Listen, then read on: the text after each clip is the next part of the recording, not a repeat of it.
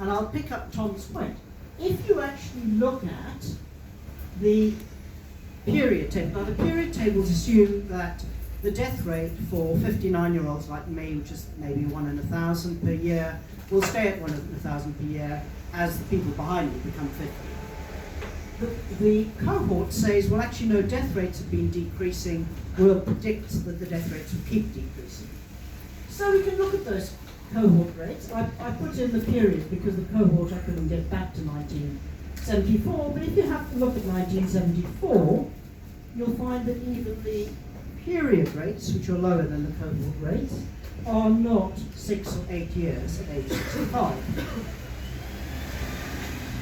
And then if you look at the cohort rates in 2014, you'll find they're about 20 and 22. Okay, so maybe academics are not typical of the general population, but how on earth, in 74, when USS was much more homogeneous, was it so much lower than it was in, wait for it, 1841, the general public? 1841, life expectancy, age 65 in 1841 was 10 years, right? People forget that life expectancy at birth is very different from life expectancy age 65. So now you can imagine if you're doing a bit of extrapolation and you extrapolate that red dotted line, you're going to be making your pension fund seem very, very expensive because you're going to be shooting your life expectancy up through the roof. And it might be reasonable to ask whether there is data to support that assumption. Next, thanks. Now, what about family structures, marriage rates, other dependents? Well, if you're going to make assumptions like that, I know from when I was a child, my father was an actuary, I worked in his firm. So when I was working in his firm at age 16, the standard assumption is a wife was 3 years younger than her husband. If you think about it, and you might not know, part of my other role has been in public health,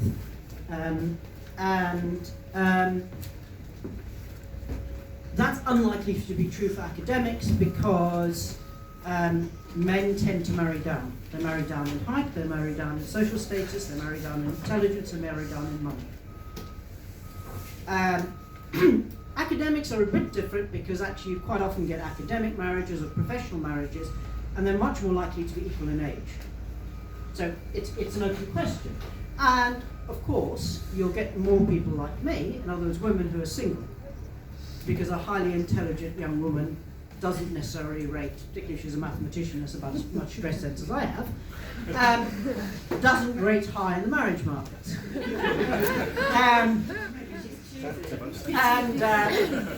So what happens if we actually say, how much money are we going to have to pay out? Remember, we have provision for widows and widowers. So how much money are we going to have to point out? Well, the next graph is one of my favorites.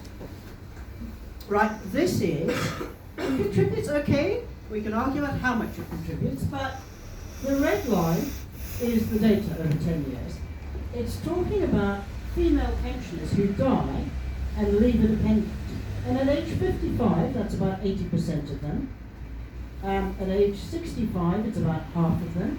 At age 75, still about half.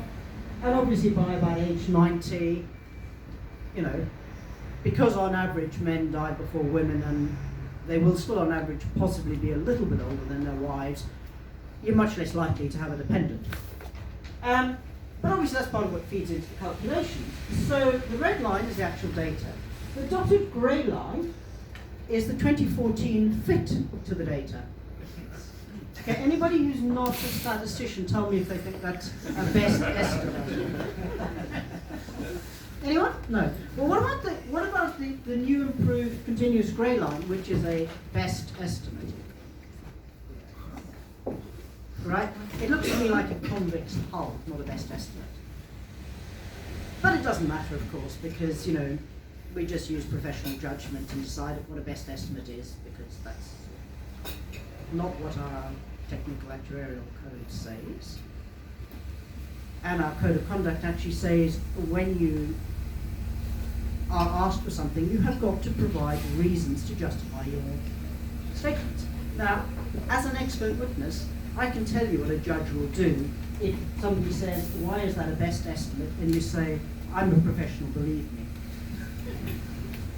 Right? I'm just referring again to a court hearing where there was somebody actually from Newcastle who tried that one and got scathing responses.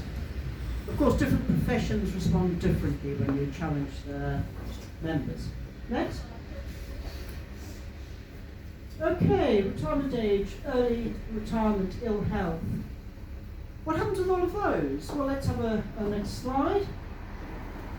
Here's your retirement rates. The main ones are the ones up top, and you can see spikes of retirement at age 60, age 65, age 67. And you can see, as you might not be surprised, so the bottom lines are the career revalued, and by definition, more recent joiners. But you can see the more recent joiners are much more likely to be retiring later, and it's quite spiky. And we've got different values. Well, how does that then get put together into estimating? And don't forget, if between 60 and 65 you can retire without an actuarial adjustment, where people retire along that spectrum can make a difference to your valuation. So what assumptions might we make on the next slide? Well, of course, nowadays we have computers. But if you mentor a colleague who's teaching CT5, the Actuarial Professions Exam on how to value pension funds, you might be a little bit surprised. One of the main tasks for students is to learn 19th century notation, a remarkably clumsy form. I understand the recommended textbook was published in 1922. And I wonder why all those numbers are round. And why we have ignored the difference between men and women. Could it possibly be because it helps us to get a certain answer? Would it be reasonable to expect in a calculation of a 60 billion fund that you adopt the standards expected of a child at GCSE? In other words, you keep all your digits until the final answer, which is when you're round. But apparently, the actuarial profession has its own views on the subject of whether mathematics applies and whether rounding applies to them. Okay, next. So if you start looking at some of those decisions, and you also look at the fact that we don't seem to be thinking about patterns in retirement rates, things have changed. Flexible retirement came in 2011. That was one thing Dave Duffy, fairly recently deceased, worked hard to get for us. That was a very good job he did. And there are a lot of reasons why people might be working longer. There's flexibility, of course, the age legislation, age discrimination legislation. In statistics we estimate secular trends, and we do have models which have been around since about 1972, which can do that quite effectively, really. We don't just need to draw a straight line above the data. But, I'll leave it to your imagination why the actuarial profession, in part, doesn't think that's worth doing. And I think I'm nearing the end. Next, thanks. When I got involved in this, I started looking around. As I said, my father was an actuary. I made a deliberate decision I didn't want to be an actuary. What have I ended up doing? Looking into pensions. But I started being one of those dreadful academics who might do a little bit of, I'm not sure I'd call it meticulous background reading, but might do some background reading. I looked at research on the subject of shifting public sector DB plans to DC. And there is some very good research on that. We asked what we're trying to achieve through converting large public sector, and public sector there is anything that's not a private company, so things like corporates of universities, collections of universities, and then look at whether those goals would be achieved, not just for the public sector employers, but for everybody who would be affected, either directly or indirectly. And they conclude after examining the literature on the experience in other jurisdictions and modelling the ramifications of converting a large Canadian DB to DC, we found that none of the stakeholders, including taxpayers, would ultimately be better off.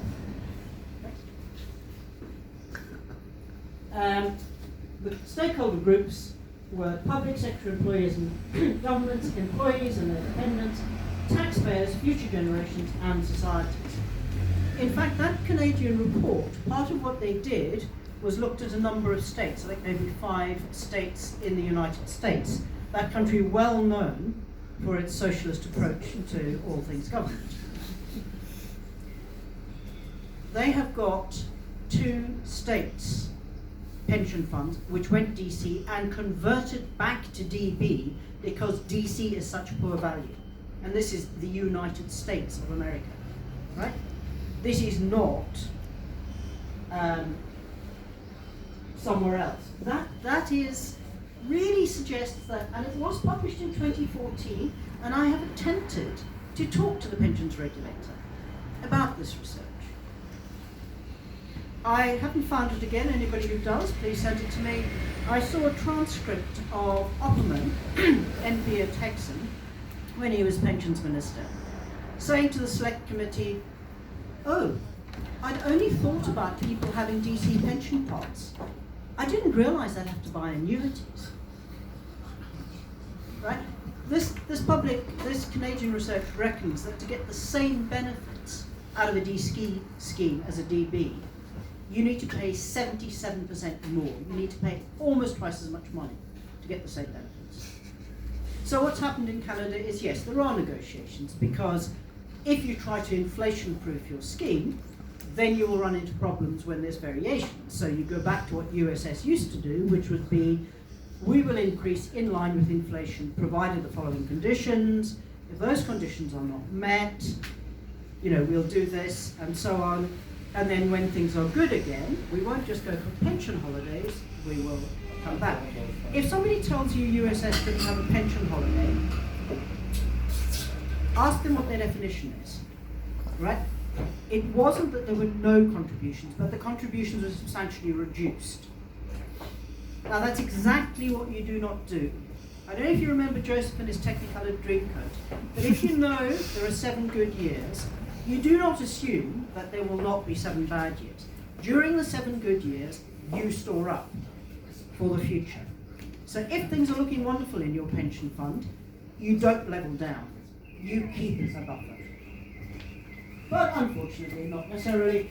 If you actually look at that second thing, which I've just been reading on the way up here, the Canadians did an awful lot of work. The World Bank is effectively holding them up as probably the best in the world.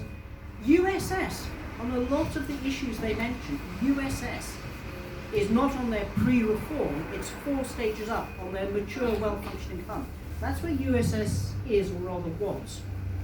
But the pension regulator is having a damn good go at forcing USS to what is described as pre-reform in that model by de-risking, by putting money into government gilts. The Government Actuaries Department did a review of investments for lump sums of people who've been injured. Surprise, surprise, you know why I know about that. And they basically said, with quantitative easing, you should not base your calculations on the assumptions that the lump sums will go into gilts. This is not the right assumption, it's not the right behaviour. And this applies to pensions as well. Unfortunately, of course, we all know about silos, we have them in universities, and sometimes one government department not only doesn't talk to another department, but says the Government Actuaries Department only talks about annuities, it's nothing to do with pensions. So, forgive me if I've talked too long. The story of the tossers, by the way, is written by an actuary. It's very, very funny. It's a satire. It's talking about people who've learned how to toss coins and get very upset when somebody rolls a dice. It doesn't bear any resemblance to any particular profession, of course. And then I put up the codes of conduct because basically I'm a professional statistician, I have a code of conduct, and I'm going to observe that code of conduct, however unpopular it makes me. I grew up in South Africa. I grew up with my mother being threatened with handcuffs and guns because she was growing vegetables in Soweto. She was a pacifist in Nazi Germany. I'm not English. I don't go, oh, shall we just try to make everybody around the table happy? No. My code of conduct says that if misleading information is being used, you must say that, and you must say what the consequences are. If those consequences are 2 major strikes, you should say that. You need to think what the consequences are. And not go like the Financial Reporting Council. Well, it hasn't actually been signed off yet, so it doesn't matter if this is right. I'm getting to the stage where I think the joint expert panel did a lot of work, but they were there to try to get a solution. I think we're getting to the stage where we need a public inquiry into USS. Because the joint expert panel was not free. If you look at those 2 reports, you will find they are critical. They are critical of the pensions regulator. They are critical of a lot of people. Those criticisms for the first report and the second, what's happened to them? So I seriously think we maybe need to request a public inquiry and stop messing the students around, stop messing the academics around. Let's get this so-called openness and transparency to mean openness and transparency. What is happening? What about what you're doing needs to be confidential? Sure, if USS were to announce in advance it was negotiating to buy crematoria, say, yeah, that would distort the markets. But if USS announces how they're analysing their mortality data, there's no reason for that to be confidential. It should be at the standards that an academic would respect. In the medical statistics, which is my area, there are standards. They're on the Equator Network, and that's what I would like to see the actuarial profession adopted. In fact, I've got the Newton Gateway and the Royal Society is organising a meeting on the 29th of April in London, where that's what I'm going to try to do. I'm going to try to say, here are the standards for the pharmaceutical industry. Why are the standards that I've seen in the Financial Conduct Authority with the Royal Bank of Scotland and with various actuaries and accountants, why are their standards so much lower? Well, it doesn't matter if we get it right, does it? Thank you.